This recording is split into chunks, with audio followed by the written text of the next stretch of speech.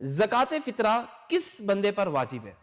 देखें, माह मुबारक रमज़ान के आखिरी दिन गुरूब के वक्त जिस बंदे में ये 5 शराइत पाई जाएं, उस पर ज़कात फितरा अदा करना वाजिब हो जाता है। पहली शर्त कि वो बालिग हो, दूसरा वो आकिल हो, तीसरा वो फ़कीर ना हो, चौथा वो गुलाम ना हो, पांचवा वो बेहोश ना हो। बस जिस बंदे में ये शराइत पाई जाएं, उस पर वाजिब हो जाएगा कि वो अपना ज़कात फितरा अदा करे।